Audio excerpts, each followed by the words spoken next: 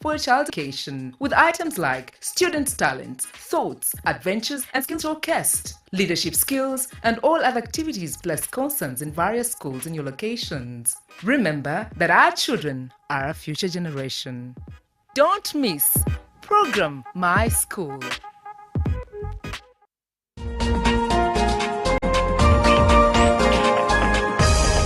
We're going to be talking about farming, but it's not me that's going to do that. My name is Hava K. Luanga. My name is Larry Charles K. Let's go! Mixed farm is a type of farming that involves growing crops and raising livestock. This is the spice garden and for the vegetables. My first favorite spice has to be black pepper. What's black pepper in Uganda? Kamulali or mudagavu. What? We're going to talk about the sechunga. We're going to see how big it is, as big as Larry's head. And then we're going to talk about the mangada. So we're going to get there. We have still so many farms to visit. And I would like to hear from you. This is the Little Farmer Show, and we are bringing coolness back to farming. See you! In a nation hungry for truth, a world where every story matters, there exists a beacon of trust and reliability. For decades, they've been our voice and our window to the world, holding the mirror of our history. With 4 TV stations and 11 radio channels spanning 27 languages, they stand as guardians of information, defenders of truth. With Mascari Heritage Advantage, they uphold every citizen's right to reliable and free information. Their archived stories shaped our past and illuminate our present. Yet now, as new challenges arise and the world evolves, their mission faces its greatest test yet. Be part of our journey and let's navigate the unknown, uncover the untold, and safeguard our future together. Tune into your public broadcaster, for it is the intersection of trust and truth. Because to UBC, your story, and every voice matters. UBC, inspiring Uganda.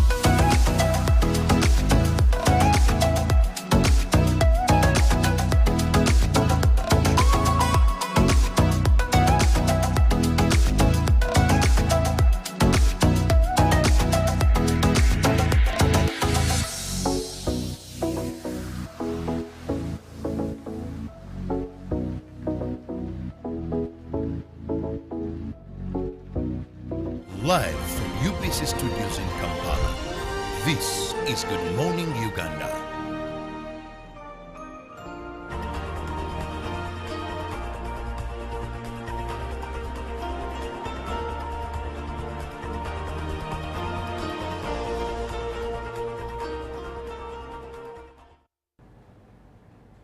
It's a beautiful morning. Good morning and welcome to Good Morning Uganda. My name is Olive Monica Najuma. Thank you so much for being a part of this program that is always with you in your sitting room, in your car, at your desk, in your office every morning from Monday to Friday at 6:30 in the morning up until 9 a.m. Now, in Good Morning Uganda, we normally have different segments. We talk about current affairs. That's our main agenda, and our aim is to inspire, educate, and also inform you. But also we have sports and tourism and business news and so much more in the show. So if you're just joining us for the very first time, welcome aboard. It's going to be an interesting program as always. Well, today I am flying with Robert Chirabo Nyonyintono. Julie is not with us today. She's a bit under the weather, and we hope that she will feel better soon and join the team once again in very high spirits. Well, that being said, I'd like to know, how are you, Robert? I would say I'm fine, but of course I have two stories that did not bring joy to me. One is the death of Sam Omara.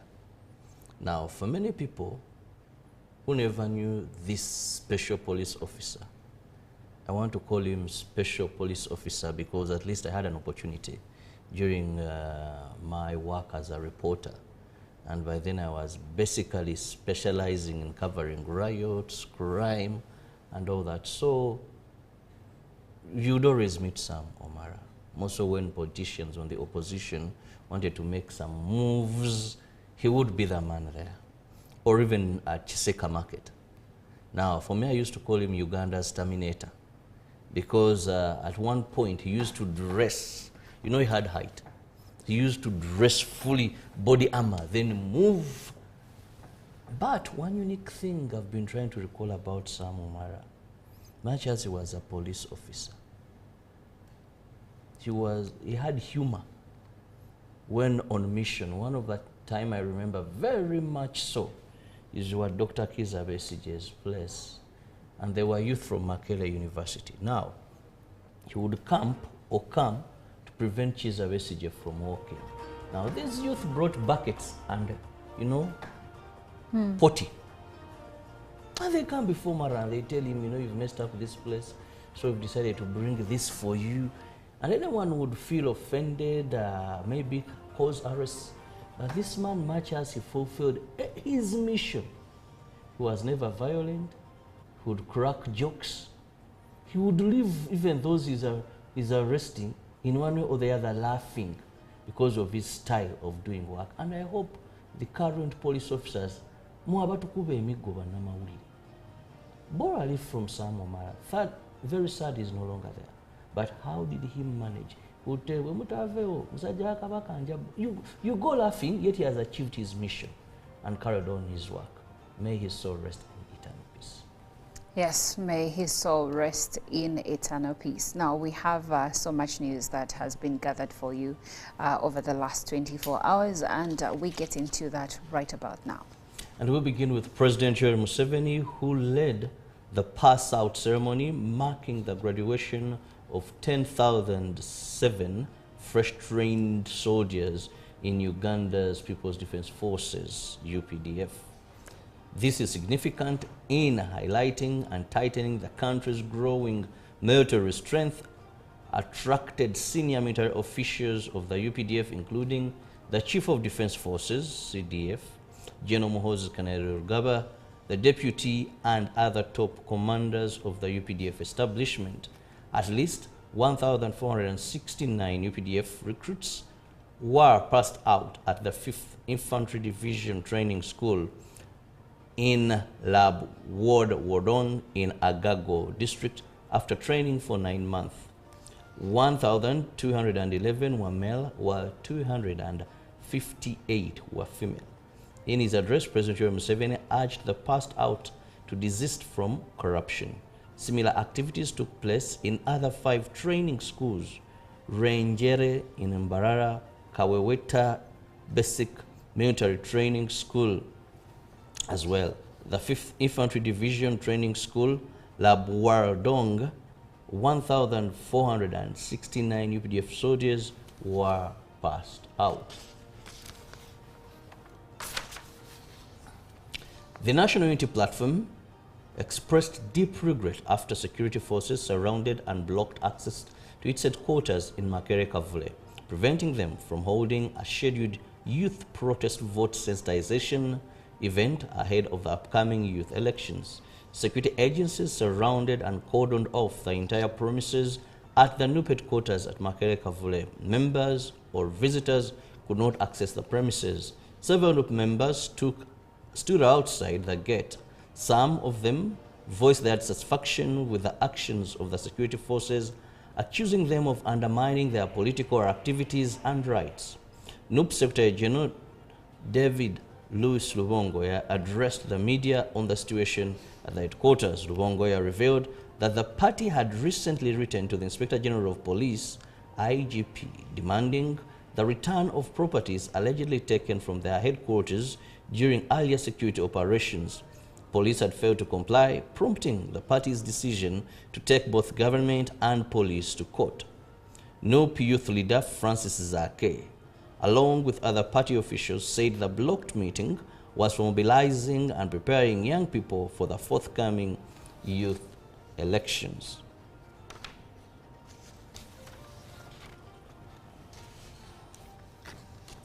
The West Nile Parliamentary Caucus is unhappy with the budget process for the financial year 2025-2026, citing lack of consideration for the region's infrastructural development needs. Legislators said that despite earlier promises from the President and the Ministry of Works and Transport to address the Nebbi-Goli Road, no visible progress has been made. The caucus calls upon government to address the region's poor infrastructure. The West Nile Parliamentary Caucus announced plans for a peaceful demonstration scheduled for the 1st of May, this very year, protesting the region's poor infrastructural development. MP Padiehere County Isaac Otimigwi told the media that the proposed national budget for the financial year 2025-2026 reflects an equal allocation of funds for infrastructure development, leaving West Nile region behind.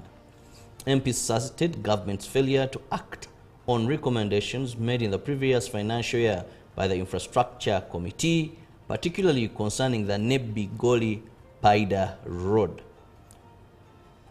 Following the establishment of government initiatives like PDM, Emyoga, and other, so enhancing trade in the region with the neighboring countries, the poor road infrastructure affects access to markets, hence affecting economic and social development of citizens within West Nile region.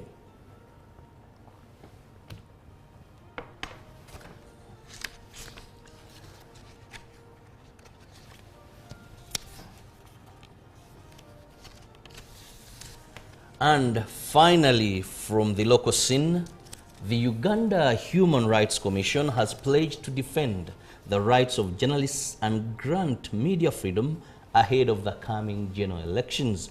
The chairperson of the commission, Mariam Wangadia, said they will ensure press is free to cover the country's democratic process without fear of violence. She was addressing the media in Kampala. As Uganda prepares for general elections, Uganda Human Rights Commission pledges to safeguard press freedom. The Commission's chairperson, Mariam Wangadia, reaffirmed their commitment to protect the journalists. The Commission will collaborate closely with the Electoral Commission and other stakeholders to establish clear and visible guidelines, strengthen civic information, and uphold media rights. His senior national project officer from UNESCO emphasized the need for the improved communication between journalists and security forces, a critical step towards building a sustainable relationship and avoiding confrontation. They called upon the media to be responsible during the election, which would strengthen Uganda's democratic process. Uganda Human Rights Commission pledged to defend the rights of journalists and grant media freedom ahead of the upcoming elections. The chairperson of the commission said they will ensure the press is free to cover the country's democratic process without fear or violence. She was addressing the media in Kampala. Well, now moving on, we look at our international news where Liberal Party projected to emerge victorious by CBC and CTV with Mark Carney continuing as a Prime Minister. This is news that is coming in from Canada on their election. Next leader must tackle U.S. tariffs and the high cost of living as Conservative Party's Pierre Poilievre challenges Carney. The Canadian broadcaster is predicting that the Liberals will win 157 seats, some 15 seats short of the number required for majority government. It also predicts that the Conservatives will get about 143 seats. The CBC broadcaster is projecting that the leader of the bloc, Francois Blanquet, will hold on to his seat in the district of Beloeil-Chambly. Blanchett has represented the district since 2019. That's in Ontario's Nepean riding, where the Liberal Party leader has almost 68% of the vote. The projected win means that the Canadian Prime Minister has won a seat in Parliament for the first time. The former Bank of England and Bank of Canada governor was not sitting in Parliament when he replaced former Prime Minister Justin Trudeau in March. As we've been reporting, the CBC broadcaster is projecting that the Liberals will win more of the Parliament's 343 seats than the Conservatives. Now moving on, Russian President Vladimir Putin has announced a temporary ceasefire for the war in Ukraine. The Kremlin said the ceasefire would run from the morning of 8th May until 11th May, which coincides with victory celebrations to mark the end of the World War II. In response, Ukraine's Foreign Minister Andriy Sybiha has called for an immediate ceasefire lasting at least 30 days. While U.S. President Donald Trump, who has been attempting to broker a truce between the two sides, said he wants to see a permanent ceasefire, the White House said. The Kremlin announced a similar 30-hour truce over Easter, but while both sides reported a dip in fighting, they accused each other of hundreds of violations. Ceasefires have been attempted more than 20 times in Ukraine. All of them failed eventually, and some within minutes of going into effect. The most recent one over Easter was very limited in scope and only resulted in a slight reduction in fighting, with both sides accusing each other of violating the truce. In a statement on Monday, the Kremlin said Putin declared the ceasefire based on humanitarian considerations. A translation of the statement said, and I quote, "Russia believes that the Ukrainian side should follow this example. In the event of violations of the ceasefire by the Ukrainian side, the armed forces of the Russian Federation will give an adequate and effective response." Well, that does it for our international news. Now we get to look at the press review. Beginning with the new vision, land new police unit to handle disputes. That is in the new vision. And of course, here we see President Museveni passes out over 10,000 officers.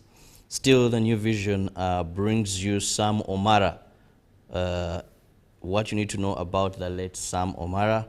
But also in the new vision, there is more regarding Pope elections start May 7th. So when the process to have a new Pope will begin, the new vision brings you more of that. Now, looking at the Daily Nation, here we see short-lived truth. What is that? Well, we see the president of Kenya and the former president facing each other. What is that? Still, we see students caught up in country bursary row. That is still in our neighborhood in Kenya. And state slap screening of BBC exposes on protesters killing. Well, they also give you an element on sports there, why Star won't hang up his running shoes just yet. Who is that? The Daily Nation gives you more regarding that. Now, away from the Daily Nation, we now move to, that is the Citizen, where we see government plans to boost clean energy, electricity access, among others, and Africa's economy tested by global headwinds. We see a number of Africans there. Then renewed hope as Samia commissions cooperative bank. Well, still there's so much, but you can only get the details if you get yourself a copy of what is in the print media this morning. All right, we'll take a short break. I'll leave you with the inspiration song for the day that is coming from P Square. Bring it on. We'll be right back. Live from UBC Studios in Kampala, this is Good Morning Uganda.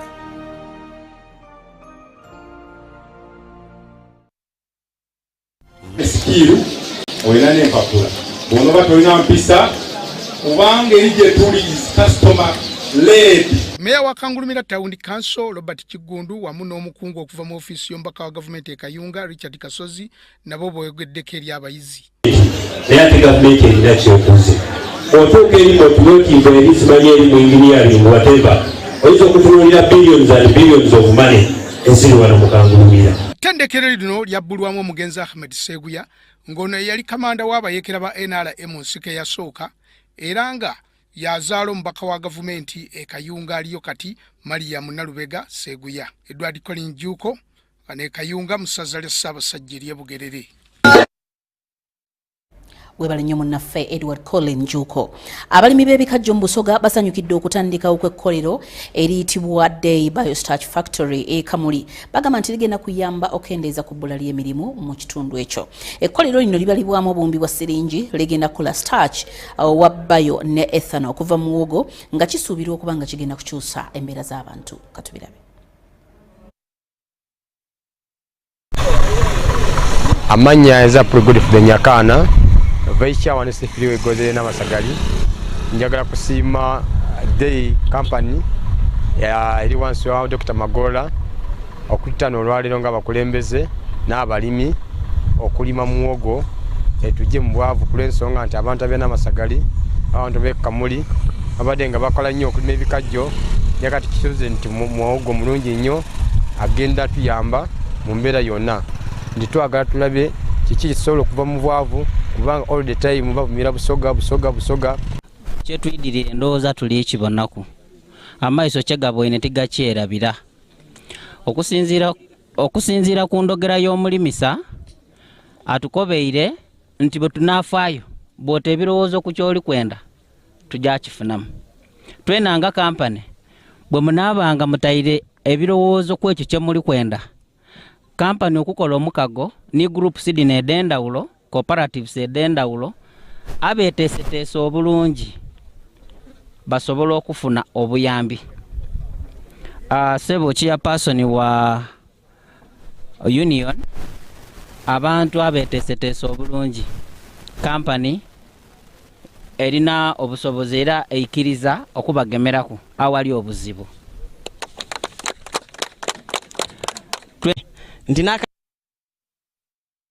Mawulire ga UBC leero ate mu kafuba okutereeza omulimu gw'abavubi mu ggwanga abavubi naddala bannansangwa abamanyiddwa nga abakenye bakyagenda mu maaso n'okutalaga eggwanga n'ekigendero eky'okusuluuza ebinyiga abavubi bye bagenda okubuulira omukulembeze w'eggwanga mu nsinkano yaabwe eneesuubirwa mu kiseera ekitali kyawala. Kaakati leero abakenye basinkanye abavubi ku myalo egy'enjawulo mu disitulikiti ey'e Buyikwe ne Kayunga okuba nga balaba ebibasoomooza. Katubirabe.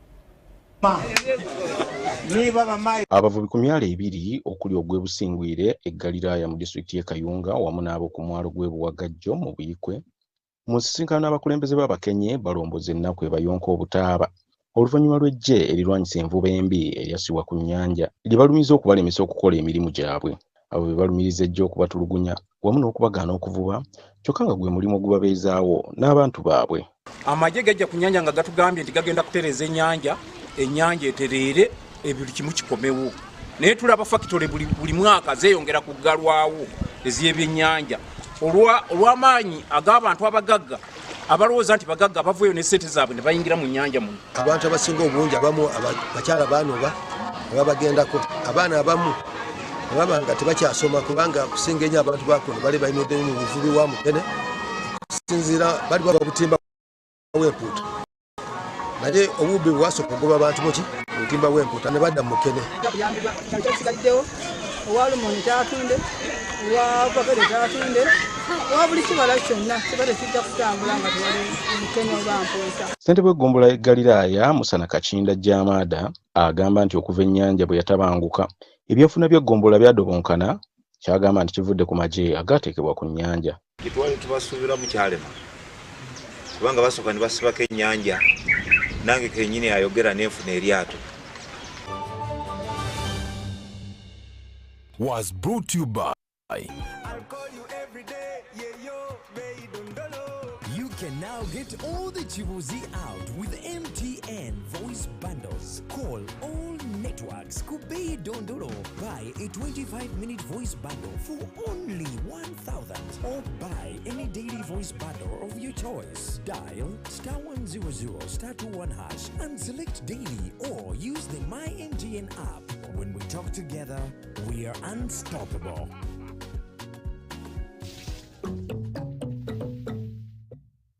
Live from UBC Studios in Kampala, this is Good Morning Uganda.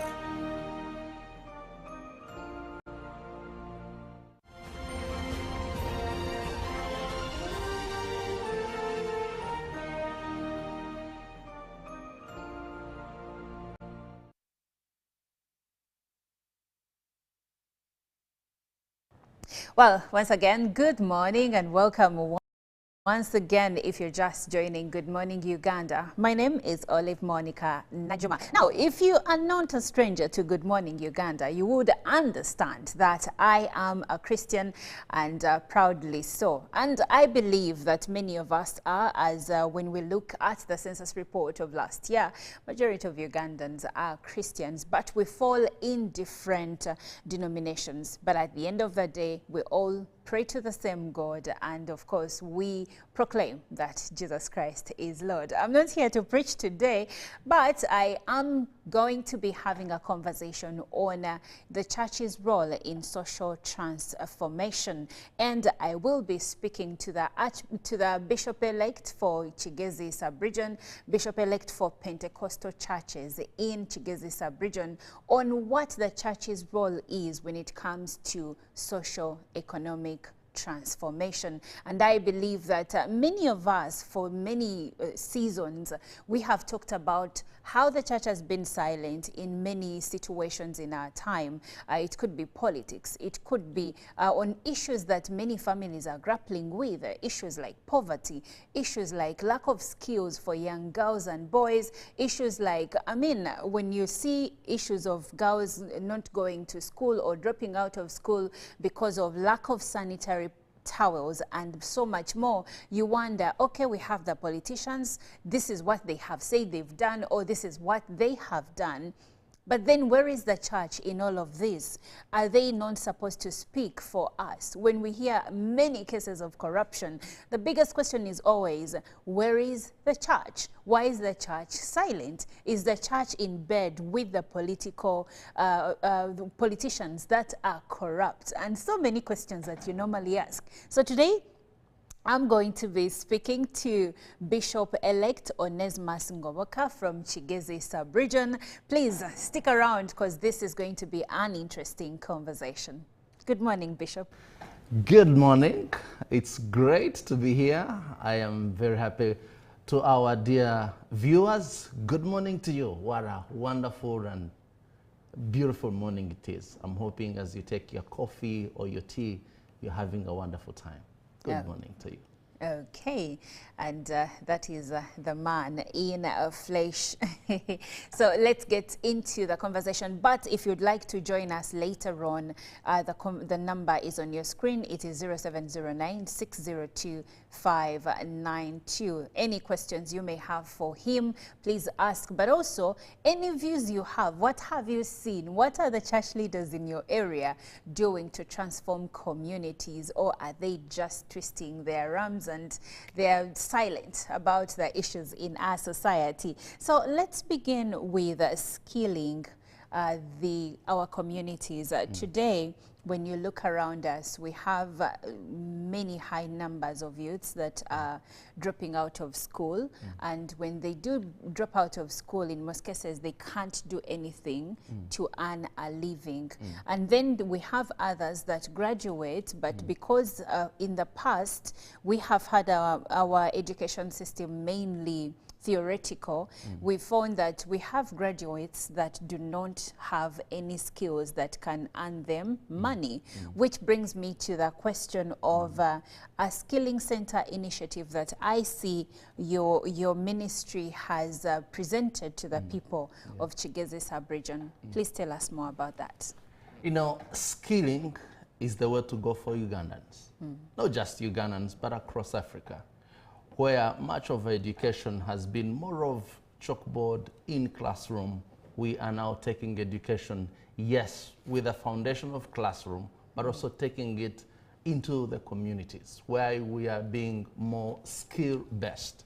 Because for money to change hands, people must have services or they must have skills. And with that in background, looking at how many people every year finish their school, their universities, get their diplomas or certificate, and they are seeking for jobs, and the jobs are nowhere. With the skilling issue, as the government is doing, we want to thank God for our government, for our president, spearheading the issue of skilling the young people with the different zones that have been given skills by the government. Even us on a small level as churches, in this case, particular in our ministry, we have a skill we call Skills Unlimited Vocational Institute. This, we measure and say, once you acquire your skills, you cannot be limited. People will limit you because you don't have the skills, but if the skills are within you, who can stop you? You will be unstoppable. And the skills we are offering to the young people, we are looking at salon, we are looking at welding. We have brought in some state-of-art equipment that help young people to get skills in welding, make windows, make doors, but also take them to class. How do you do your mathematics? How do you present and pitch your proposal to a businessman whom you want to give you a job? So we look at those. Then we have tailoring, where we are teaching young girls to do that. It comes with dignity. We also have business courses we are doing to make sure our young people don't just seek for jobs, they create the jobs. And that's what we aim at skilling. How do we empower a young man, a young woman, instead of seeking for jobs, be creators of jobs? Create your own future by the grace of God and by the help of God. God has given us a mind that must be used. Among the things that really God will challenge us about on the final day is, how did you use the mind, the brain I gave you? As a church, as a ministry, we don't only see church as preaching the gospel alone, but we look at church as a platform of transformation, mindset change. When Paul speaks about renewing your mind, yes, first with the word of God to understand the will of God, but also renewing the mind is bringing a new set of thinking. How do I create? How do I become a solution to the challenges? How do I become a light? Today in Uganda, where there is a lot of unemployment, we believe a young man or a young woman who will have acquired skills will be a source of light to give to those who are seeking for employment, will be a source of light to shine out, to stand out with the skills given. So we are ranking very many different skills we are giving both to the women, to the girls. We have bakery. We also have business courses, secretarial, where men and women can have a service, can learn a skill, and give a service to the community. Okay, wow, that is really lovely to hear. Now, Bishop, if you may, what kind of skill, you mentioned the skills that you're imparting upon these young people, but how important is youth empowerment and job creation? How important is it to your vision for the church? You know, I don't separate the church from the community. Because the church is part of the community. The people we are serving the same people. Yes. So how is job creation important in the community? It is important. Of course, if given by the church comes in with an upper hand that we're also involved in character development. That when we give people skills, they don't just come to be skills alone. They come with character. Men, if you are educated without character, or women, you will be maybe a thief who is better at stealing because you are more educated, more learned. But if you come with character, the character is speaking to your heart, that you know it's not just about the skill, it's also me being morally right, behaving right, making the right decisions.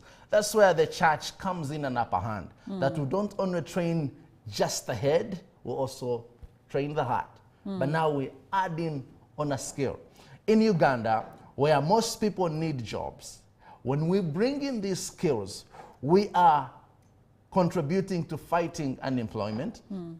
But also skills come with that, you know, you are the dignity that comes when you are producing something. So when you create a job, you are able to bring a solution to the challenges. The job creation helps you to bring service to the community. And the people that are involved in that, I remember in our skilling, the first people we trained how to build homes from off the street. We took them to school. They acquired the skills. Now all our buildings, maybe in the break we'll be able to show them all, have been built by these people. We have people who make bricks. Our bricks, we don't bake them.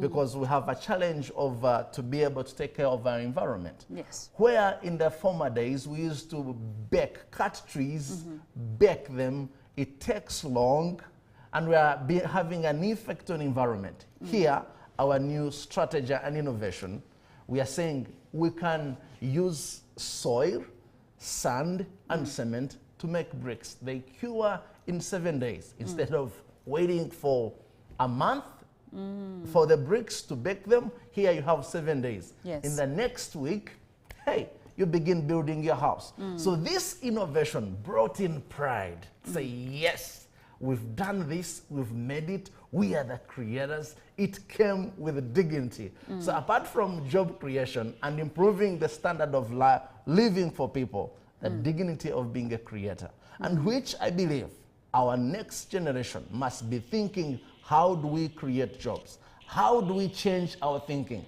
to be able to address the challenges and the problems we found? Thank you.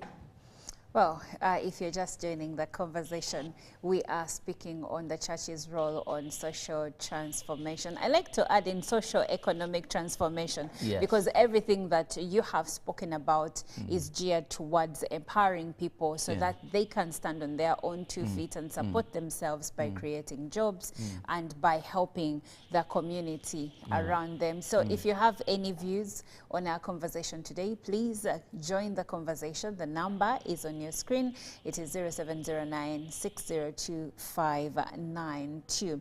Now, in Uganda, one of the biggest problems that concerns many of us, especially us women, is those days, the days in the month when the girl child is undergoing her monthly periods. Now, for many girls that live in hard-to-reach areas or in rural areas, and even some in urban centers, many of these girls have days within the month when they miss school. Now, imagine periods for a girl child range from 3 days to 5 or 7 days. So if it is 7 days, those are 7 days a girl spends out of school. Now, if a term is 3 months, that means it's 3 weeks of this girl, almost a month of this girl not being in school as a result of not having sanitary wear for them to, you know, be comfortable while at school. Now, I do understand, Bishop, that your ministry has an initiative and a campaign called Happy Days Campaign. Yeah. Please tell us more about that. Thank you. As we are in the community, we are touched by the community. I remember the words of Christ, our Savior. He is our high priest. The fact that he's able to understand our feelings, understand, empathize with us, and be able to stand with us. And our time in the community, we are in Kigezu, it's part of the rural places we live in. Our passion as a ministry is moving into the rural places, hard to reach. Most of the people who live there are disadvantaged, not mentally disadvantaged, but resource disadvantaged. Some of them have not had the equal opportunities we would find in the city, yet they are passionate, they are hardworking, on where resources disadvantaged. Yes. It's in this community we live, and we were able to see some of these young girls with great potential who, because of their periods, miss school because they don't have the resource, either the sanitary towels to use. And it's hard to imagine in 2025 that we still have some of our sisters who don't have the means. And sometimes they use dirty linen, not because they want, but that's what they can afford. I always never want to condemn or judge somebody who would have made a better decision if they had resources. But because they lack the resources, they are forced to make a decision that could hurt them. And having seen this together as a ministry led by one of our ladies, said, how can we bring in a solution? Because church is meant to bring in solutions. As my sister was introducing, sometimes church has, we've lagged behind or lacked behind for resources, but ideally the church must be a solution. That's why Jesus calls us the light in darkness, or calls us the salt, that we must change the environment for better. So in this case, we are like, how can we help in this circumstance with sanitary towels? And we began a project called Happy Days Project.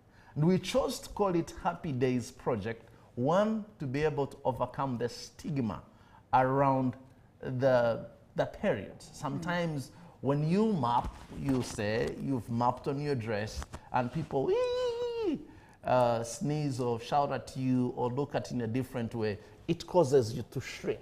That's right. And that shrinking affects you both mentally but also socially. Yes. And deprives you of thriving even in class. And for that reason, many of them would avoid coming to school until after, and that affects their performance. We said if we can begin this project, Happy Days, we call it Happy Days because we want to change that mindset. We want every girl to be happy about the days, because these define every girl. If you cannot have them, you cannot be a mother probably, and therefore we must dignify them. Therefore, Happy Days Project. We are working on them. We get equipment. We got equipment, some equipment from the US and some towels. We call them Pure.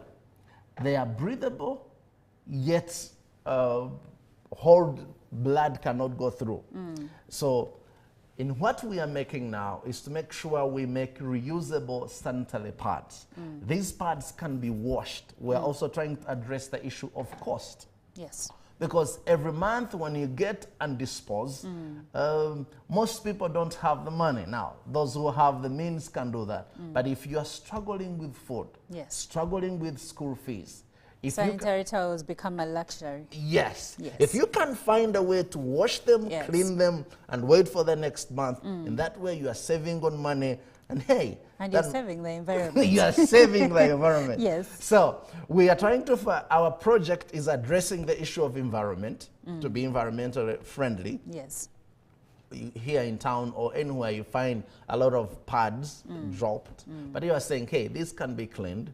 We're also saving on money. Yes. That people can reuse them, wash them, reuse them. And we're also being very sensitive that these are drug-free. There is no chemical put inside. So we are reducing chances of cancer. We are reducing chances of cancer. But also in this comes the dignity. I love this because men or women, we are defined by, we want to be dignified, want to be respected. Yes. That the women we are working with were once dropouts from school, but now they are bringing a solution to their community. They're saying this should never be, can never be, it must end with us. Now they're in production, making these sanitary towels. Wow, wow, that is very beautiful. And as a woman, I commend you for this because I have always been of the view that we need to have sanitary towels free because many girls, it's a period is not an option. No. It is something that your body has to do every month until menopause. So having access to them, especially for girls in poor families, in hard-to-reach areas, in rural areas, it is amazing, amazing work that you have done. So thank you. But now, Bishop, I understand that you are the Bishop-elect for Pentecostal churches in Chigeze sub-region, and you were elected back in 2023, right? And I do understand that there is a consecration event that will be taking place next month. Yes, please, 16th May. Yes, so please tell us about the consecration event. I understand this is a major milestone. What should the public expect on the 25th of May, 2025? 16th of May. On the 16th of May, I beg your Great. pardon. When we talk about the evangelical church, the evangelical and Pentecostal church in Uganda, we can never talk about it without appreciating our dear loved president for allowing us the freedom of worship. Together with this government, together with the cabinet that have said, hey, and the constitutional makers say there must be freedom of worship. So we appreciate the NRM government for this support to allow us the freedom to go and begin to serve God in the best way we can. And as we look forward to the consecration ceremony, it's a big event. One, when we were voted into power, we have to recognize and say, as the evangelical church in Uganda, we are making strides to be organized, that our leadership begins from the local council, from the sub-county, where we have 15 leaders. From the sub-county, so in Uganda, every sub-county, we have leaders 15. Then we go to the district, we have 15 leaders. These 15 leaders at the district level are voted. Then we go to the province, those are also voted.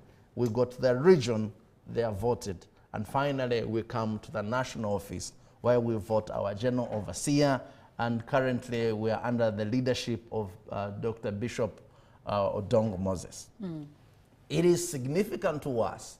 One, as a statement of structural improvement, of leadership improvement, of bringing organization within our community.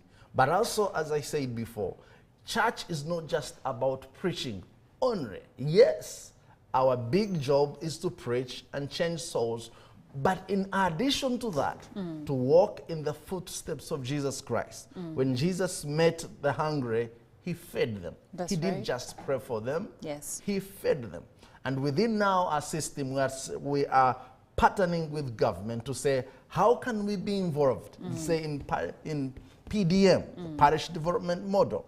How can the church, the evangelical church, come in and support this?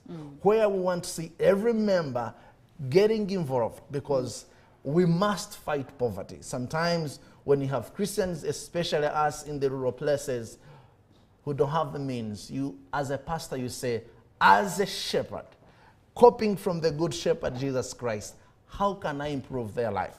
So our consecration is looking at the leadership and spreading it through. How do we improve the lives of our faithfuls coming to church, both in terms of education, that no one should be left behind, in line with the government programs of USC and UPE.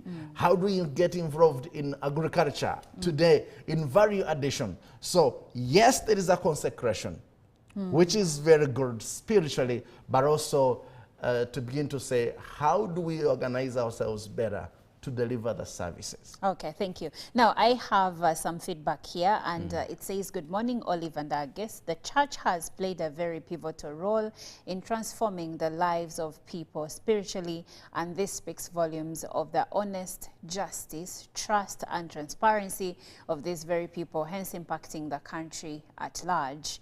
Life without God has no purpose. It's a complete mess, and I can authoritatively say that without any fear of contradiction, I can authoritatively say that without any fear of contradiction. However, I would like to ask the bishop, what happened to the vocal church leaders who are not money-minded and materialistic, but they could speak against the bad governance regardless of fear of risking their lives? Leaders like Desmond Tutu, Janan Luum, and others were resilient and very patriotic in nature and spoke for the voiceless.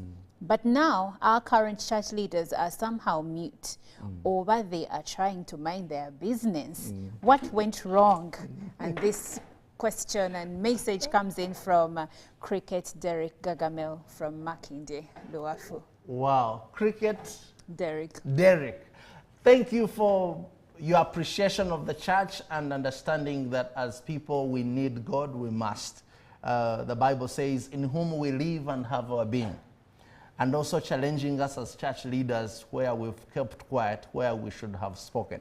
I understand the challenge and I appreciate it. And I need to say, it's a process we are in. Today, I am just going to assume office 16th May. I want to promise, I want to speak that I will be one of the bishops who will be speaking up. But now I won't be answering for those who have not spoken up. Okay. It's one thing as a church, as we meet, we encourage ourselves that we must be able to speak for the vulnerable, that we should be a voice of the voiceless and be able to stand for those who cannot stand for themselves. It's something we'll go for, I'll personally go for. All right. Thank you so much, Bishop. Now, we have come to the end of our conversation, but I would like you to give your parting remarks to Ugandans. Invite them for the ceremony on the 16th. Tell them about who the chief guest is, and yeah. All right. Thank you, my dear. To our dear viewers, the consecration on 16th May will be in Rukunjiri Stadium. Our chief guest will be graced by His Excellency, the President of Uganda, and we are very grateful that he's going to be there. The masses are looking forward to seeing him. But also we have different dignitaries across all different faiths. The Catholics, the Anglican, the Muslims, and the people are going to be there to come and witness that, not only for the consecration prayers, but also to see how we can form ourselves into a formidable force of community transformation. I want to request you, for those who can make it, that we'll be happy to see you and we'll be looking forward to seeing you. Well, thank you so much, Bishop. This has been amazing. Now, I would like for you to know that in Uganda, Christians take up the lion's share of religion or of faith in the country at around 35%. And this is 16.9 million Catholics, 13 million Anglicans, and the born-agains come in at 14.7 million. And then 557,000, that is Adventists, and 500,000 Orthodox, and our brothers, the Muslims, take off 14% of the faith in Uganda. So there is a movement in this country when it comes to faith, and that makes me really excited. Thank you for being a part of the conversation. We'll take a short break. Zakia Lucky will be coming up next with Good Morning Uganda Tourism Express, and I'll be back later. Stick around.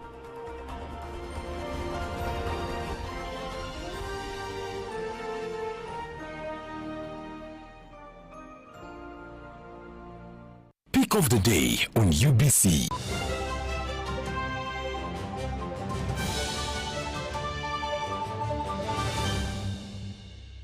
was brought to you by You can now get all the chibuzi out with MTN voice bundles. Call all networks Kubei Dondoro. Buy a 25-minute voice bundle for only 1,000 or buy any daily voice bundle of your choice. Dial *100 *21# and select daily or use the MyMTN app. When we talk together, we are unstoppable.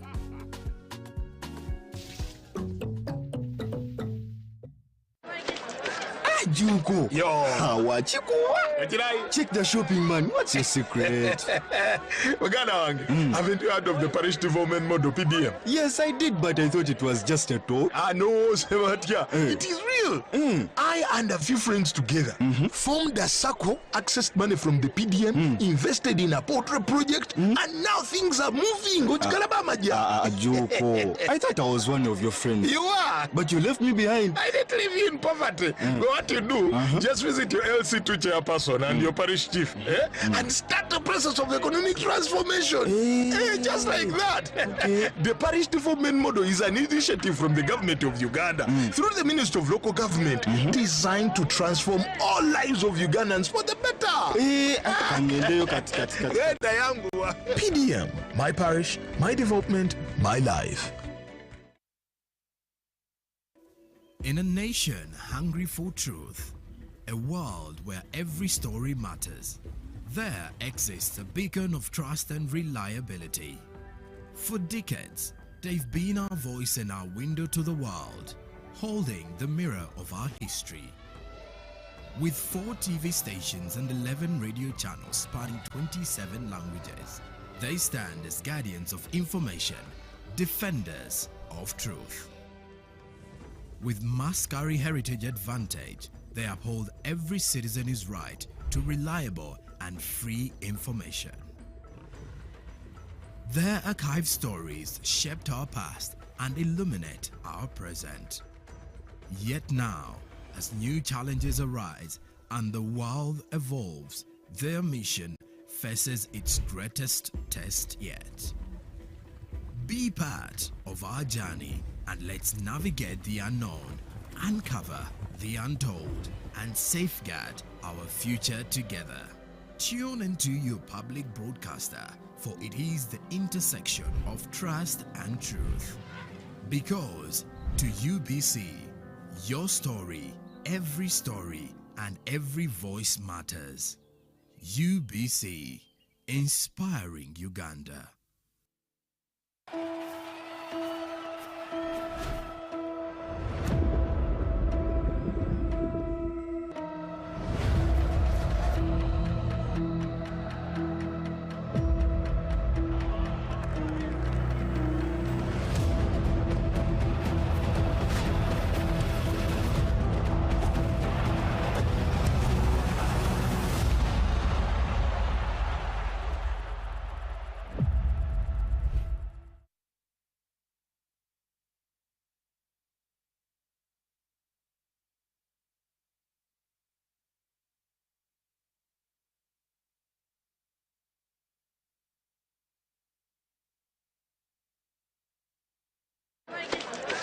Junko. Yo.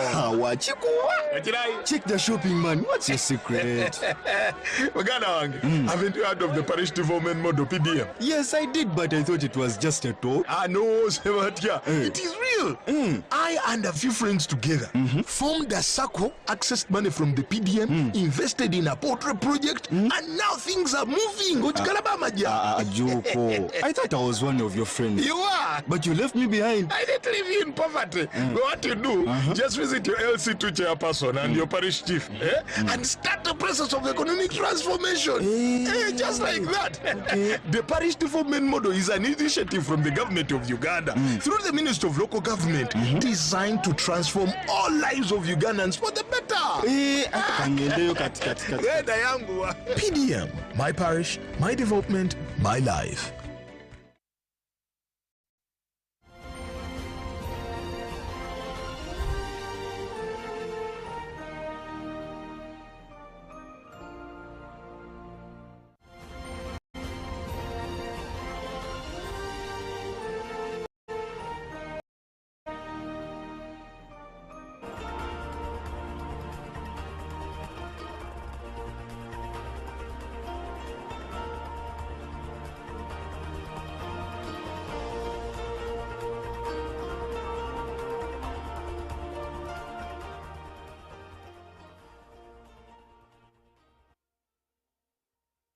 Good morning and thank you for being with us on UBC TV. We apologize, we'll have tourism later, but now let's look at what business has got for us this morning.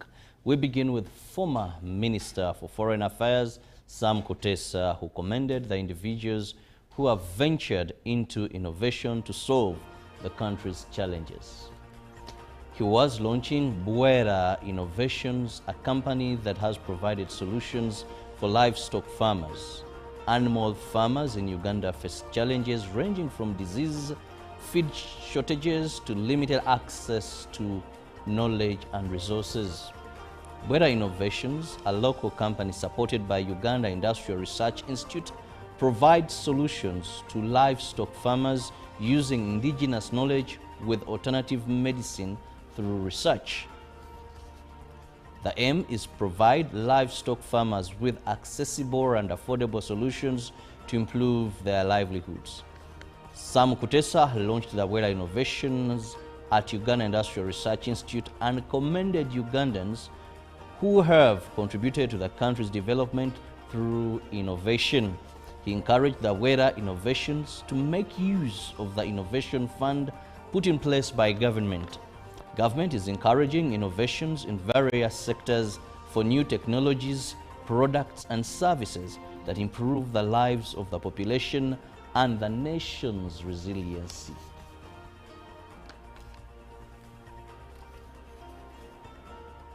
Still in business, Makerere University Chancellor Dr. Crispus Kiyonga advised people of Kasese district to switch on growing Robusta coffee than Arabic coffee if they were to fetch more money in coffee production.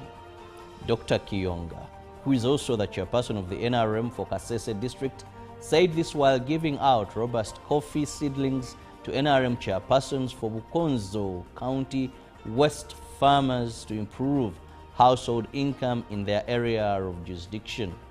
The chairpersons convened at Dr. Crispus Kiyonga's office in Ruwihiha town and commended him for being a champion in extending projects that target a common person getting out of poverty. Kiyonga said that robust coffee, if well maintained, gives better yields. He said cassava production as a stable food in the district can address food insecurity. Jacques Kabatoro, a youth from Kithama Kyantasi Town Council in Bukonzo County West, described Dr. Kiyonga as a visionary leader who focuses on agricultural innovations.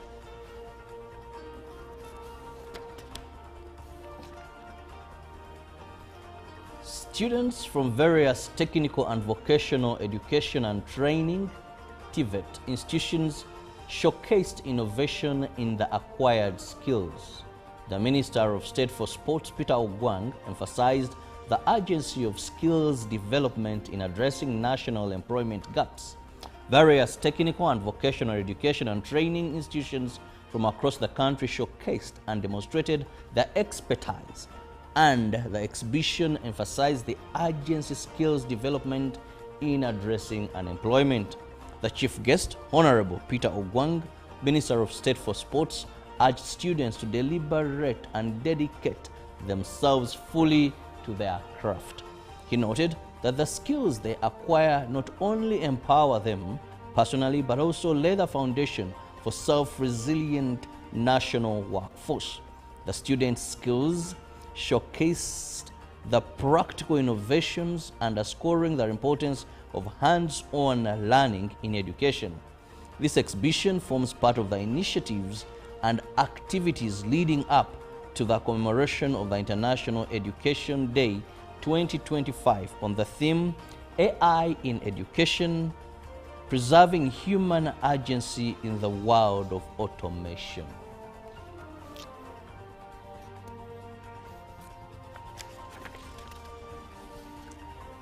And finally, business stories. We look at Uganda Revenue Authority, which has put to an end Group H cargo clearance process by container leaders. This is because the container leaders have been charging the importers highly under the disguise of tax payment yet failing to remit full amount to URA and driving many traders out of business. URA has issued guidelines to legitimize cargo considerations and importers and encourage all stakeholders to adhere to avoid non-compliance, which may lead to legal outcomes under the customs law.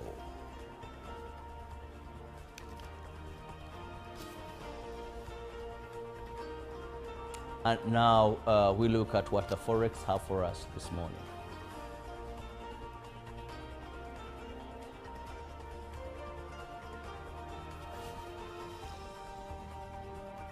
Well, the US dollar is buying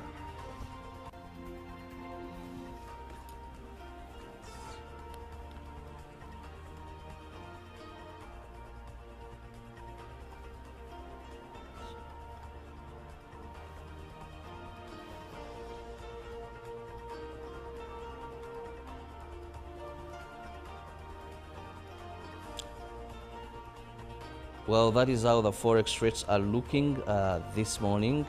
And when we look at the US dollar, it is buying at 3,659.64 and selling at 3,669.64. Still around midday, it went for 3,660.36 and was selling at 3,670.36. Still, we look at now what the euro has. By the closure of business, it was at 4,163.6 and it was selling at 4,175.06. Well, the Kenyan shilling was at that is 28.33, that is buying, and at 28.41 selling. The Tanzanian was at 1.36, buying, and selling was at 1.36 as well. Now the Zairian shilling was at 1,959.1 and selling at 196.51. Well, that is how the Forex are standing this morning. In case you are interested in exchanging, buying or selling, well, at least you know within the rates for you where you will be doing that exchange there. Well, then later we will be having the tourism segment, and that brings us to the end of our business segment.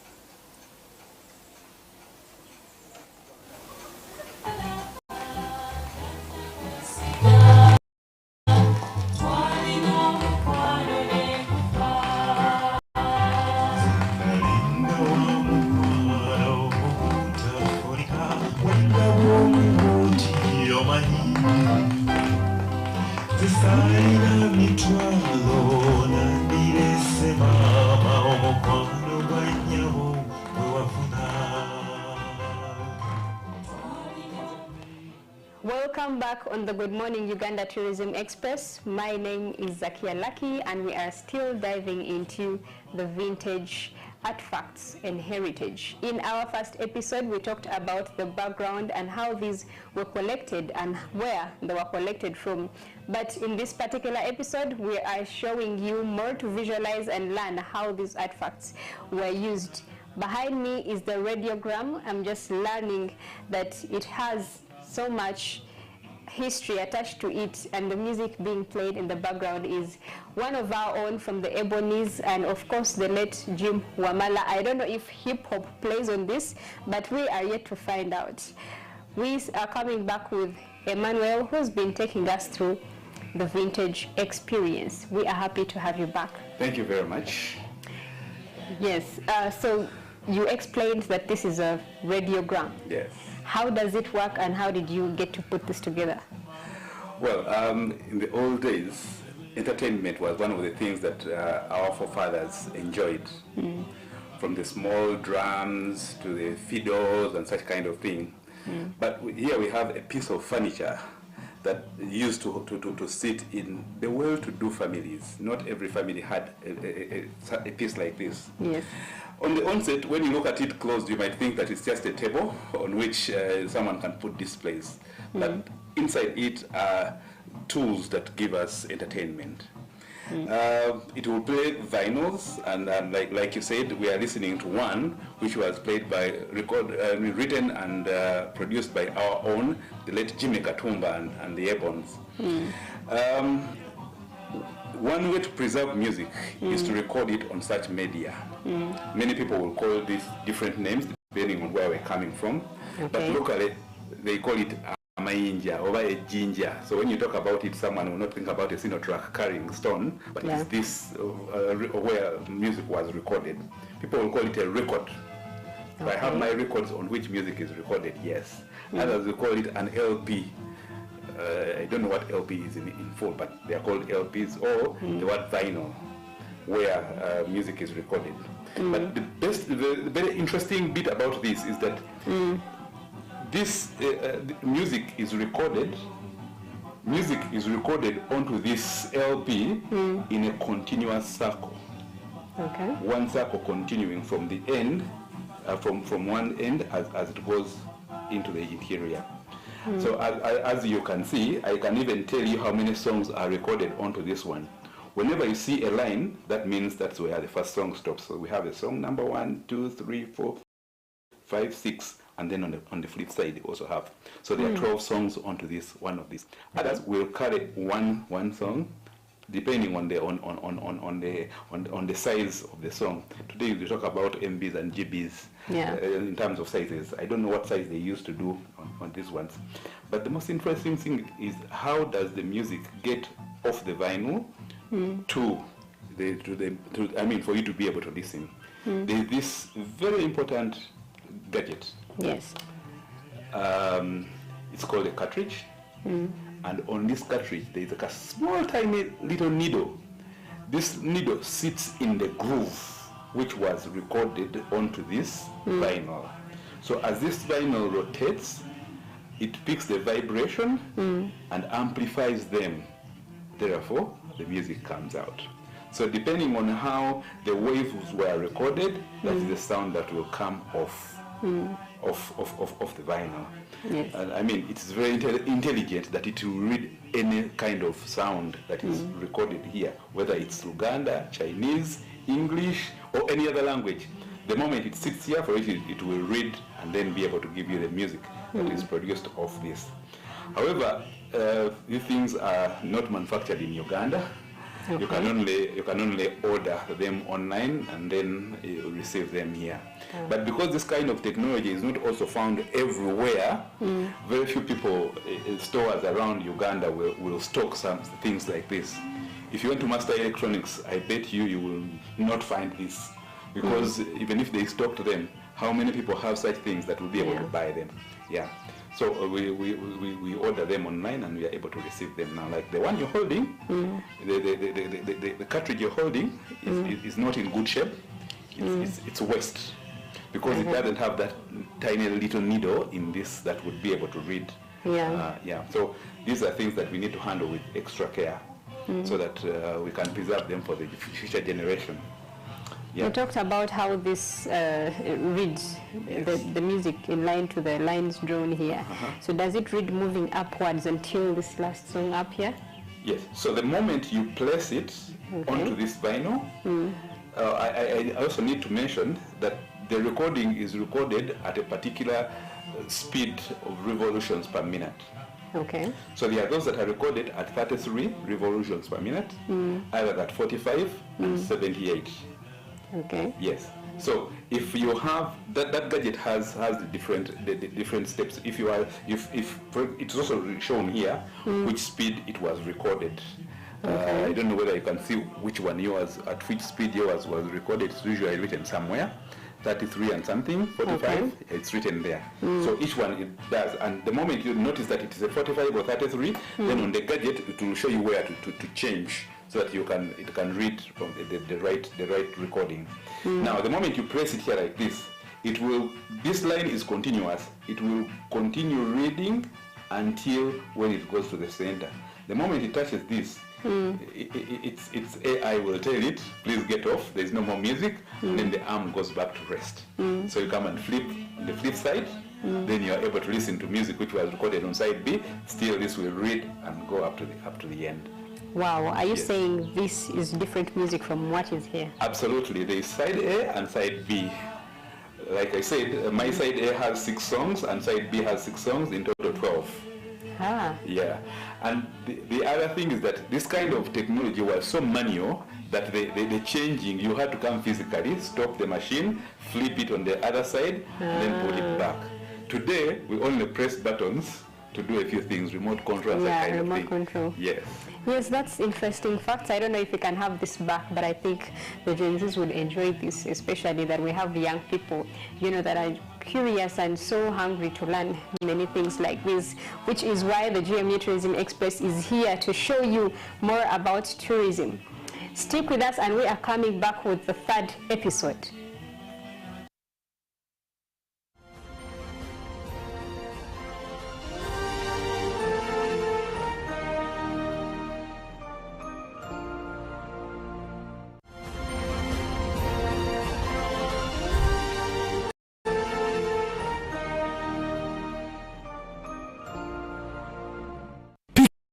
Of the day on UBC.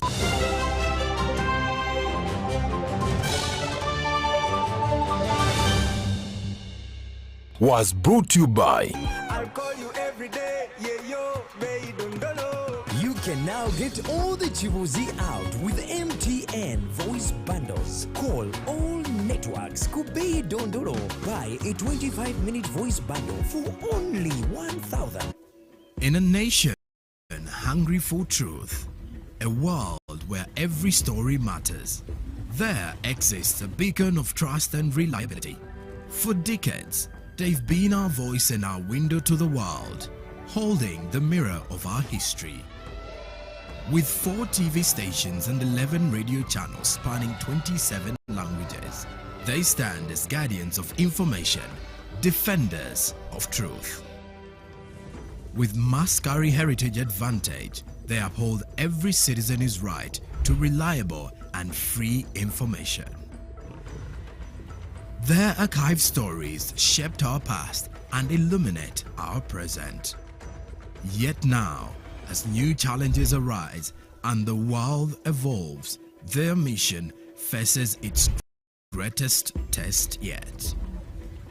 Be part of our journey and let's navigate the unknown, uncover the untold, and safeguard our future together.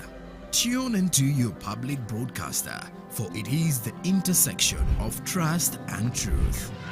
Because to UBC, your story, and every voice matters. UBC, inspiring Uganda.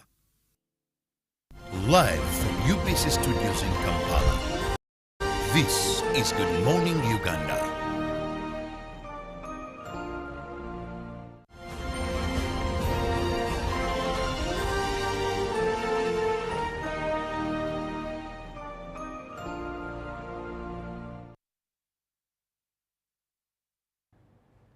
Thank you so much for being a part of Good Morning Uganda. Now this is Good Morning Uganda Agenda. My name is Olive Monica Najuma. Now as we close the month of April 2025, we have, especially us in the workforce, we have a day that is set aside specifically for workers across the world, and that is the International Labour Day that is celebrated on May 1st. Now, why do we celebrate or commemorate International Labour Day?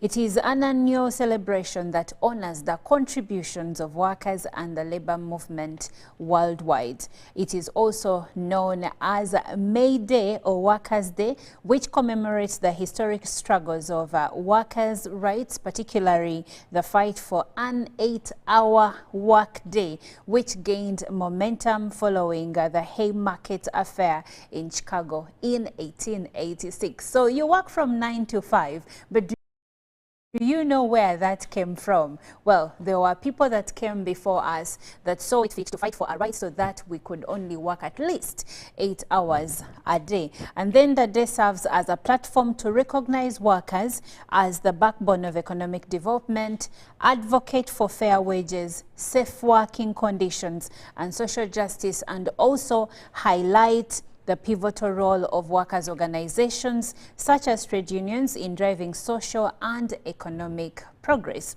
Now, in 2025, the theme is empowering economies, the role of workers' organizations, which underscores the importance of collective bargaining, union advocacy, and worker solidarity in fostering equitable economic growth amidst challenges like technological advancements, climate change, and also globalization. So it's a lot, but I believe as workers, we are all I believe that as workers, we are all here to benefit from a day of this nature.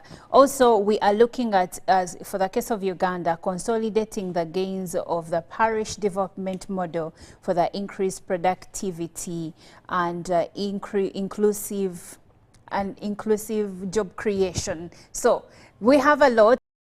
And I will be speaking to Mr. Richard Bijira, who is the Secretary General, National Organization of Trade Unions. Good morning, Mr. Bijira, and welcome. Lydia. Olivia, how are you? Thank you. I'm okay. Yes? Yes. Okay. And good morning, viewers.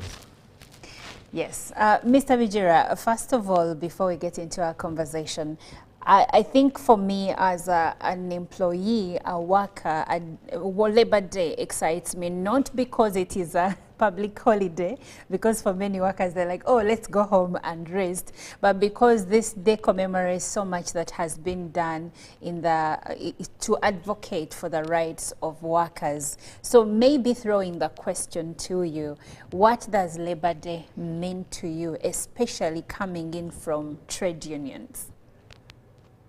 Thank you, Olivia, and all the viewers. Good morning once again. My name once again is Richard Bijira, the Secretary General of the National Organization of Trade Unions, NOTU, which has 38 affiliates across different trades. The International Labour Day concept was from 1919 when the ILO was formed. And after realizing that there was need for social dialogue if we are to have improved productivity globally. Now, the International Labour Day brings us to take stock on where are we and where are we coming from. And you are all aware that how International Labour Day came across was a result of struggle. Workers, after getting desperate, they decided that enough was enough. And there was now need for social dialogue. And that's how International Labour Day came in force. And we are now, as a country here, we are here now to take stock from where we were last year to today. Where are we? What have we achieved? And in line with this year's theme, consolidating the gains of PDM. Consolidating the gains of PDM as a means of productivity. So we are here today to take stock as a country and as workers in this country. All right. As a country and as workers in this country, like Mr. Bijira did share, the International Labour Day has its roots way back in 1886 when American workers went on strike demanding to have their rights recognized and to have an 8-hour work day. But let's come back to Uganda and look at some of the challenges and also opportunities when it comes to celebrating a day of this nature. So, Mr. Bijira, with union membership declining in countries like the United States, I would like to know, by the way, if union membership in countries like Uganda is actually growing, and also the strategies that workers' organizations can adopt to regain influence and engage younger workers. Thank you, Olivia. As a country, we have gone through so many situations. First of all, we had the restructuring program, which made sure that some organizations, some parastatals were closed. That alone affected the membership in labor unions. We have gone through a lot of programs as a country, and therefore, there's all justifications for the union membership to decline. Now we have come at a situation whereby the country has made strides in attracting the foreign direct investments in Uganda, which has considerably created a lot of jobs in the country. But the policies and laws regulating us seem to be not put in place. And therefore, the rule of law, the investors we have currently seem not to be very much conversant.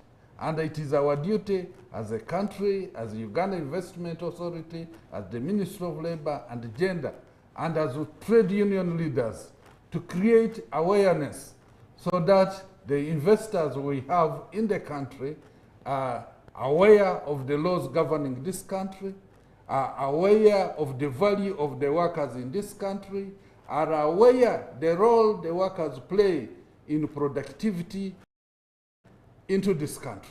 Yes. And therefore, it is true, the numbers have declined. And there are all reasons why numbers have declined.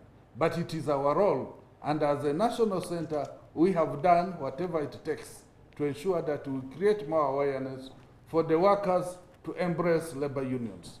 Not only embracing, but the first point is the employers themselves. The employers seem to be more rigid, have not embraced the union.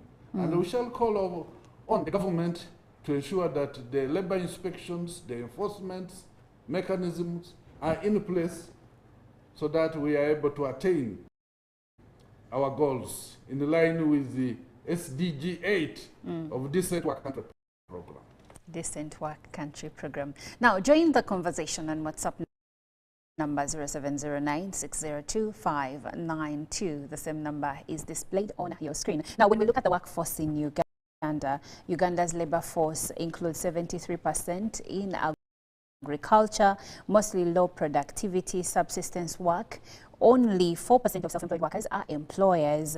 And then when we look at the parish development model reach, we see that it targets 3.5 million households, which is about 39% of Uganda's population, across 10,694 parishes, with each parish receiving up to 100 million shillings annually. Now, the economic impact is Uganda's GDP growth is projected at 6.2% in 2025 and partly driven by parish development model initiatives. 67% of Ugandans are now in the money economy, but still there is more to do. Now, I'm speaking to Mr. Richard Bijira, who is the Secretary General of the National Organization of Trade Unions. Now, Mr. Bijira, getting into more of our conversation, the parish development model aims to transition 3.5 million households into the money economy. What early successes demonstrate its potential to boost productivity and job creation? Thank you, Olivia. First of all, as trade union leaders, we appreciate the role the government has played, especially in bringing on board the parish development model. This is a model which is coming from grassroots right away. And we believe it will benefit so much a local person, a villager, a citizen, an ordinary citizen. And 100 million shillings to be put in a parish is quite good money and can contribute to the development of this country and to the villages. We appreciate. And also, we appreciate that this money, if properly used, can transform this country. But our concerns are the way it is supervised. It needs to be supervised very closely so that a citizen, an ordinary person, benefits from it. We are also concerned that this money should really be a revolving fund. It should not be taken as a token. That is how it will be able to create more value for even future youth who are going to come on board to use this money. When you say it shouldn't be a revolving fund, I'm sorry, I cut you short, that it should be a revolving fund and rather than a token, what exactly do you mean? What I mean, the way some of the citizens conceive this money is that as if it is money for them to take and no return. It's a thank you. It is a thank you. Okay. It's a token to them. So I believe that if we are to create a long-lasting impact, I believe that this money should be brought back and it is able to be given to other people, and it will create wealth. Isn't it the point? Isn't it supposed to be a loan? Yes, it is. But they are not bringing it back. They are not bringing it back, which is a problem. So the government will continue having more burden and burden. Once this money is gone, they will again demand for more money. They will need more programs. We do not need to continue in the same circle day after day. We have created this fund, or the government has created this fund, and this fund should be able now to create more impact. I appeal to fellow citizens in Uganda and up there in the villages that please, let's use this money as a way of developing the country, as the way of developing our own homes and creating good livelihood to our people in the countryside. Okay, thank you. Now, Mr. Bijera, past initiatives like the Youth Livelihood Program faced setbacks due to coordination issues and the big one, corruption. What lessons must PDM apply to avoid similar pitfalls? First of all, the good thing that this money has gone to the grassroots. Yes. It has not gone through many hands. Therefore, it is very easy to identify where the loophole is, right from the parish. It is very easy to know that who created a sin, who did what and what. Therefore, I would like government to ensure that the strong arm of the law takes precedent and we ensure that there is proper supervision. This will create fear from so many people. But what is happening is that people are going scot-free. People are going scot-free. People are walking away. And also the supervisors, right from the RDCs and the cows, are looking on when certain things are happening. And some of the beneficiaries are not getting the right amounts. And we are here watching on. Now, what will happen on recovery? We are going to look on. So I want to appeal to government to ensure that we enforce the rule of law in this country. We should leave a situation whereby people live at leisure. People live scot-free of any crime they commit. And therefore, it is important that as a country, we go back to the drawing board and ensure that A is called A, B is called B. Okay. So to make sure that I understand your argument, the Parish Development Model Initiative is a great initiative. However, Thank you. The supervisory roles, the supervisory body, maybe the way the money is distributed and how people perceive it is the problem. Exactly. Okay. That is the biggest problem we have. The model is very okay and well sort of, I believe, and really it will create impact if properly coordinated. If properly. There is a big if there. If properly coordinated. Are you just joining our conversation? I'm speaking to Mr. Richard Bijira, who is the Secretary General of the National Organization of Trade Unions. And we are looking at the oncoming celebrations of the International Labor Day celebrations. And we are looking at empowering economies, the role of workers' organization. However, Uganda's theme is consolidating the gains of the parish development model for increased productivity and inclusive job creation. That's what Uganda's theme is going to be all about, and hence the reason we have been speaking about the parish development model. And still on the same, Mr. Bijira, Pillar 1 of the parish development model focuses on production, processing and marketing. How are these efforts, such as digital platforms for farm inputs, that is the e-vouchers, increasing agricultural productivity in your perspective? Thank you so much, Olivia. First of all, we should be aware that the digital platform is a new era, and I want to thank government that it has put initiatives like UPE and universal primary education. This is a platform which would require somebody to be literate. And if we do not have that kind of aspect, will not be sustainable, the digital platform. Secondly, the digital platform aspect of it has issues.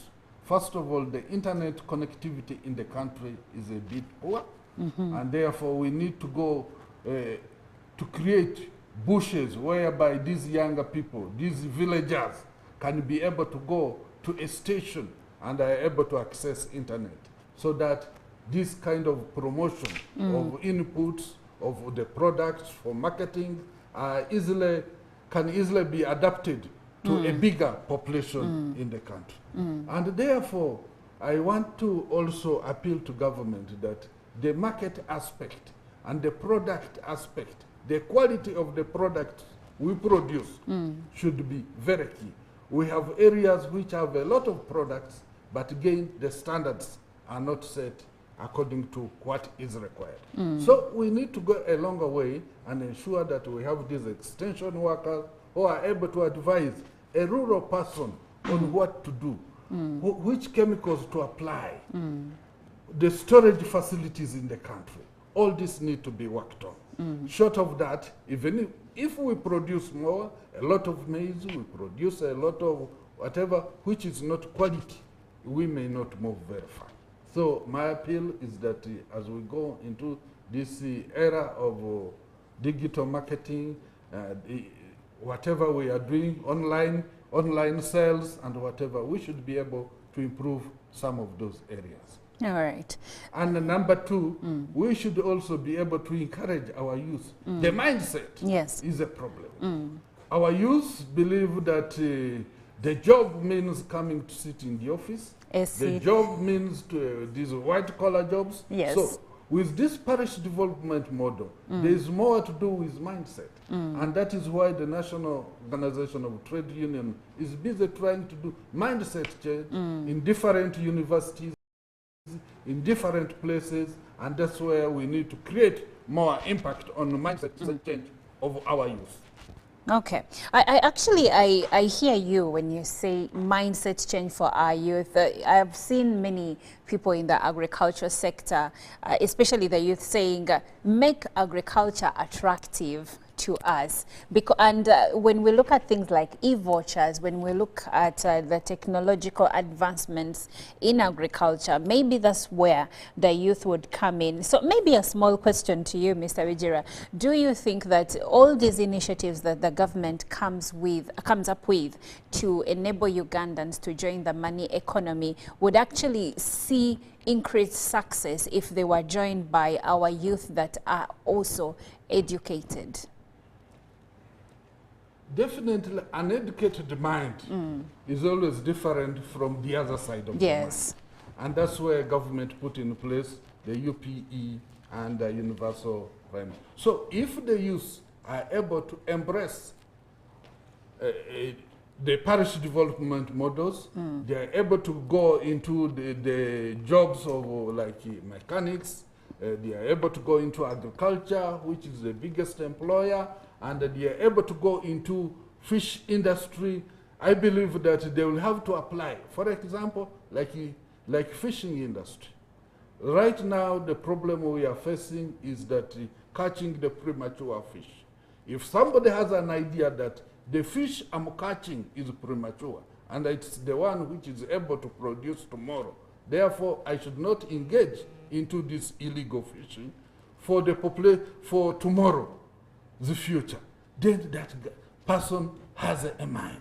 In agriculture, if somebody is able to apply the right applications into the soil, how to conserve the soil, how to change the mixtures, then this person will be able to get output, other than doing everyday growing maize on the same land, everyday growing maize on the same piece of land, day to day, without applying knowledge. So I believe that the more as the youth embrace, the educated youth embrace this kind of approach, it will be better.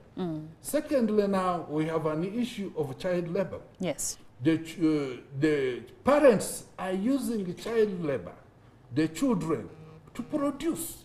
And now these children are not going to school.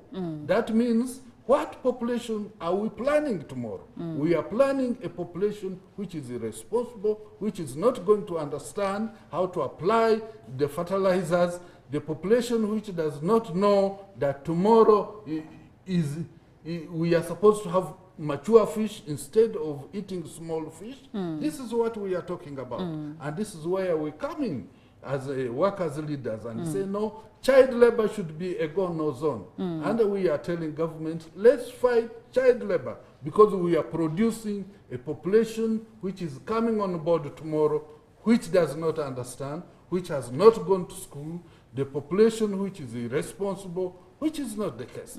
And I believe that we should join hands, all of us, to ensure that we have a population which is responsible. A population which is responsible. Now, Mr. Bijira, the parish development model prioritizes 18 commodities like coffee and maize. How can area-based commodity clusters improve value chains and create sustainable jobs in rural parishes? And how can trade unions be of help to these clusters? We are already doing a lot of work, especially in the areas of coffee, to ensure that, especially the elimination of child labor. Yes. We have also done a lot with different teams.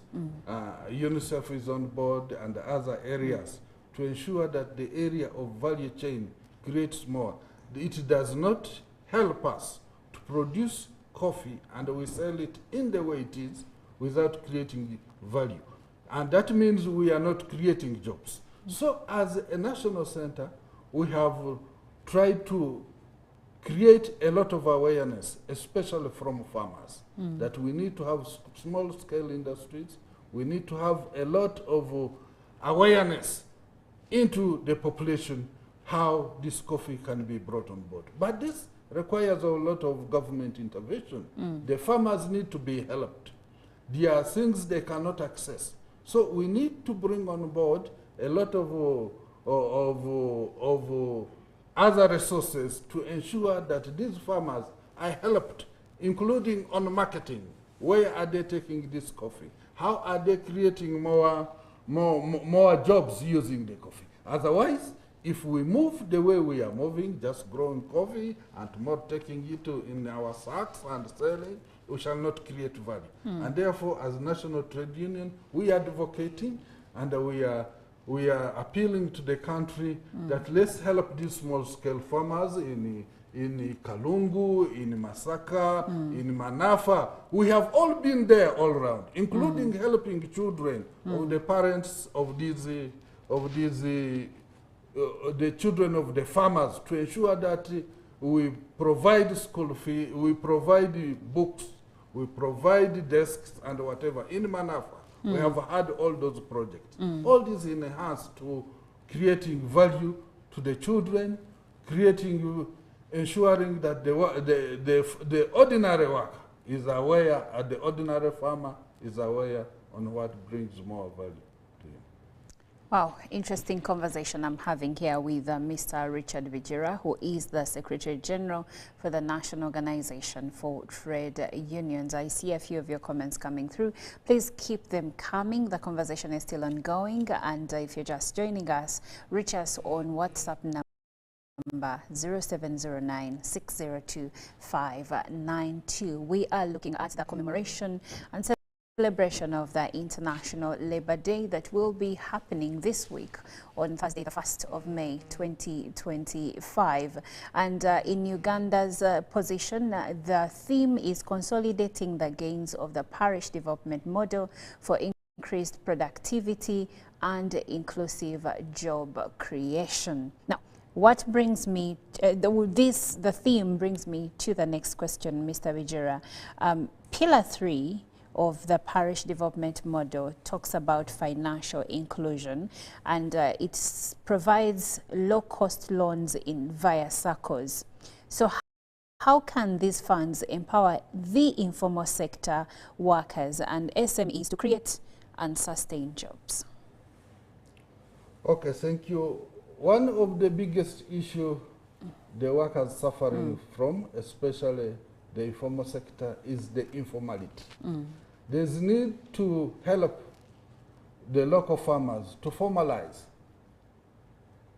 their activities, especially what they do. There are a lot of informalities, and when you have a lot of informalities, to some extent, getting some facilities like loans becomes a problem, because they will need this, which some of the farmers do not have. And it is important that farmers, we help the workers, especially the farm owners, to move from informal to formality. Number 2, that the loans must be affordable. And I'm happy with the parish development models.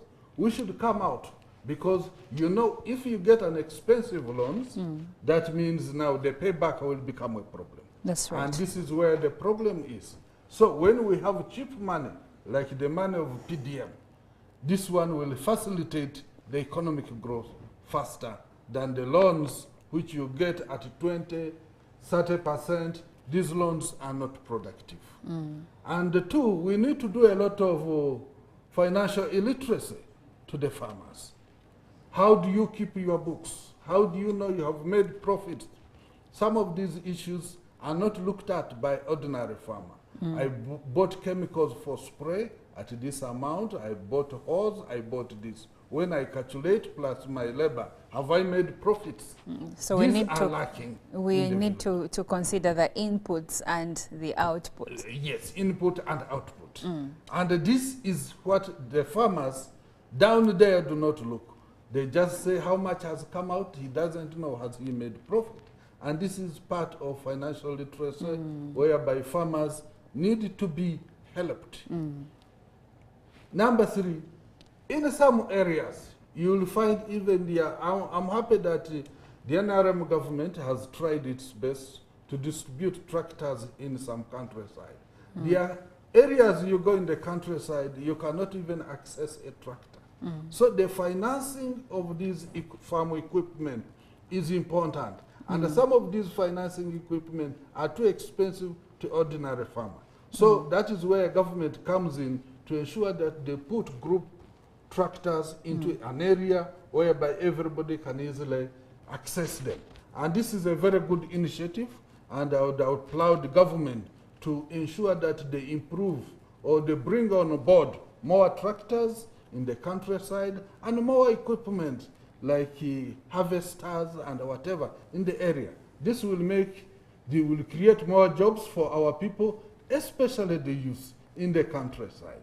And there is a saying that which His Excellency always uses: the moment those people who are still in the countryside are poor, you who is in Kampala here, however much you work, whether you get millions of money, it will continue being drained into the countryside. And I like this kind of approach. Whatever you are getting, you will send to your village. Black tax. Black tax. So yes. It is important that our communities are empowered. Then we shall have peace here. Then you who is working here at UPC, who is working at MTN, you can comfortably keep your money in your pocket. And invest your money. That we shall not have it.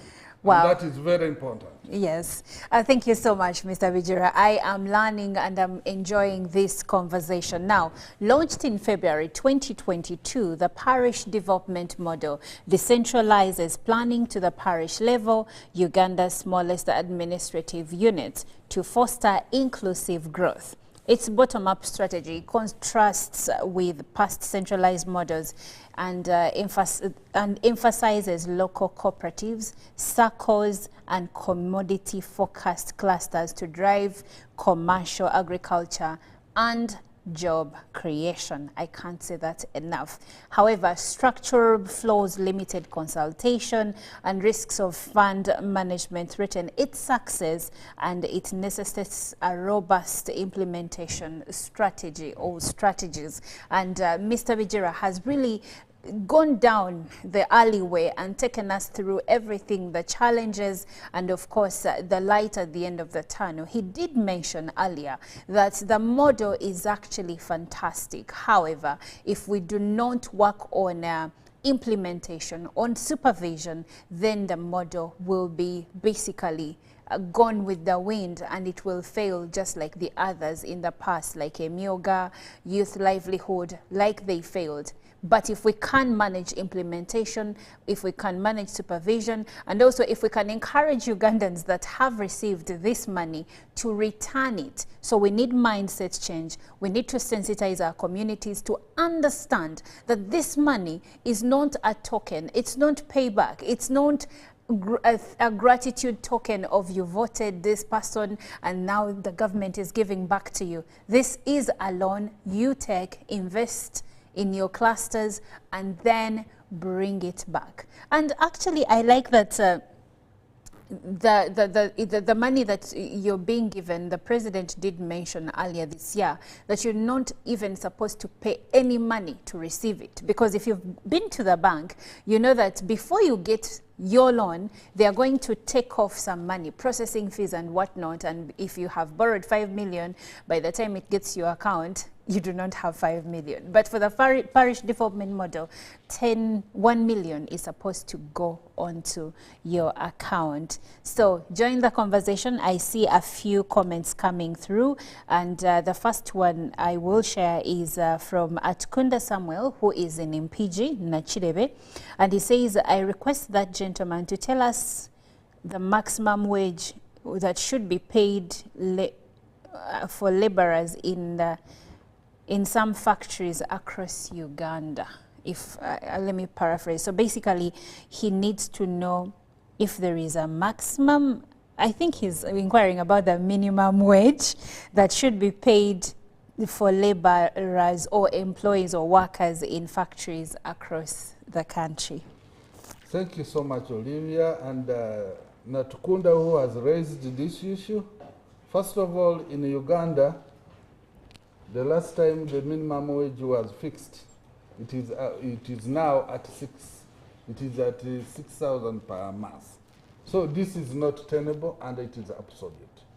Now, the minimum wage advisory board, which was put in place to do a survey and advise government on the minimum wage, did its work, and definitely it expired. The report was sent to His Excellency the President, and it was brought back to Parliament with some comments. So, where we are now, we are like we don't have minimum wage in the country, and we have always put our request to the President, to the Parliament, to ensure we put in place the minimum wage. The employers' organization, the Federation of Uganda Employers, are very positive about this, and they are equally asking for a minimum wage so that they reduce on the conflict between workers and themselves. But government is a bit hesitant. However, we are very much we are optimistic that this will be done. We are going to request His Excellency that this committee is once again constituted and the survey is done in a harmonious manner so that we all agree, we avoid clashes here and there. And it is our prayer that the President and all those concerned, the Parliament, will listen to us. Otherwise, by and large, we really need minimum wage in the country. Most of our neighbors have it, and it has not affected productivity. And this minimum wage we are requesting for is not that it should be uniform to everybody. Okay. We shall request that this minimum wage be sector by sector. The housemaids, how much do they get, the what? Then we shall be all in harmony. Thank you so much. And we shall really try to put it across to the President to listen to us as workers of this country so that we harmonize. This is a question which wherever you go, wherever you appear in the camera, wherever, every gathering, everyone is asking us about the minimum wage. But we know we are going to harmonize with the President very soon over this matter. I hope we harmonize as soon as we can. Well, thank you so much, Mr. Bijira. And we have come to the end of our conversation, but I'll share a comment from Odwa Phillips, who says American workers are benefiting from International Labour Day and other countries like Kenya, Tanzania. But Uganda, we just celebrate because others celebrate. Do we have minimum wage? He's asking the same question you answered. And how do we benefit from this? A teacher earns 568 per month. Well, Mr. Bijira has already addressed this, but please give us your parting remarks. My parting remarks is that as a national center, one of our cardinal roles is the policy influence. Secondly, is also to create awareness and to ensure the workers of Uganda live in harmony and ensure that there is productivity in the country. We want to assure the workers of this country that we shall do whatever it takes, and we shall work closely with our government, we shall work closely with our employers to ensure there is conducive working environment in the country. We shall we shall ensure that this relationship, as per the ILO standards, is kept closer. And you know, once you are close, once you can discuss with each other, which we refer to social dialogue, we shall promote social dialogue. And social dialogue means that you are discussing areas of collective bargaining agreements are addressed, areas of recognition agreements are addressed. And I want to appeal to the employers. We are not enemies to each other. We are all partners in productivity. And when we are working, let's work in harmony. And I want to also request government that we together make sure the legal framework which is in the country, it promotes productivity and also it promotes the welfare of the workers. Thank you so much. Viewers, I conclude.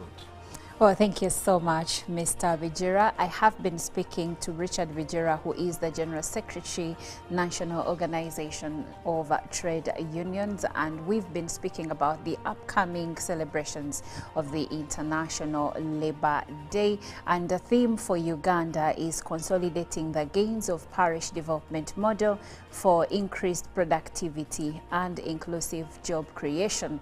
The international theme, though, is empowering economy economies, the role of workers' associations. So thank you so much. Join the, where are the country's celebrations? And I also want to welcome all the workers in Nakale, in Nakapiripiriti, where we shall be for this International Labor Day. Nakale grounds. Nakale grounds in Nakapiripirit. Well, thank you so much. Good Morning Uganda does continue, but I, for one, I'll be saying goodbye to you. I'll see you tomorrow at 6:30.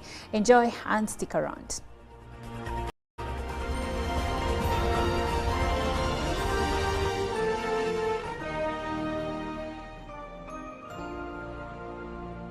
Pick of the day on UBC.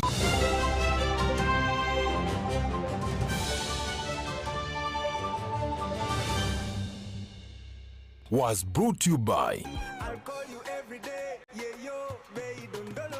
You can now get all the chibuzi out with MTN voice bundles. Call all networks. Kubei Dondoro. Buy a 25-minute voice bundle for only 1,000. Or buy any daily voice bundle of your choice. Dial *100 *21# and select daily, or use the My MTN app. When we talk together, we are unstoppable.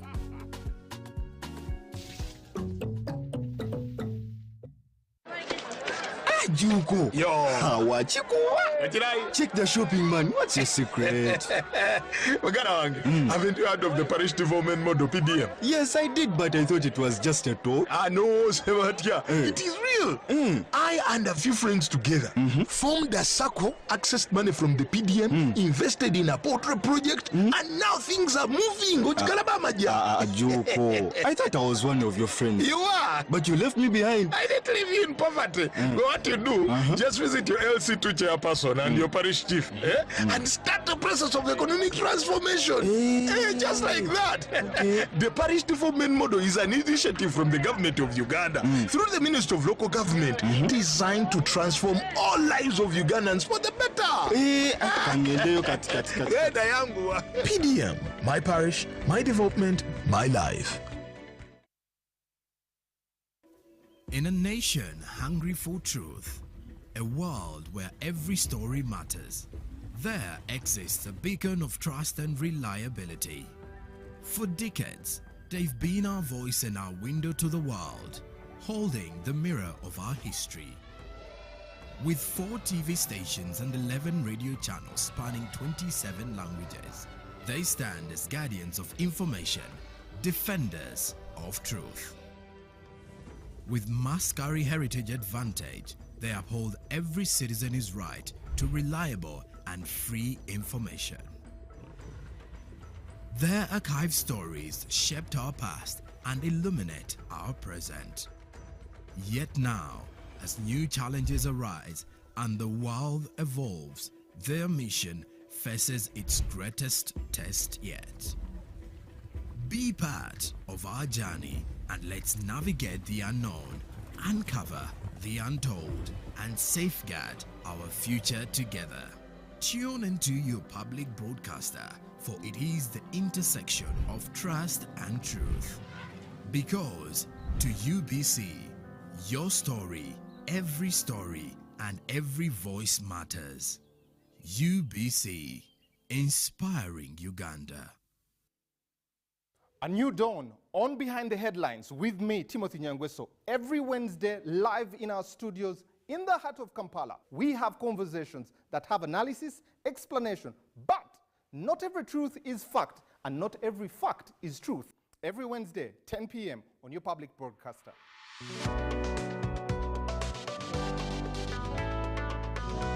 All on your public broadcaster, UBC, inspiring Uganda. Live from UBC Studios in Kampala, this is Good Morning Uganda.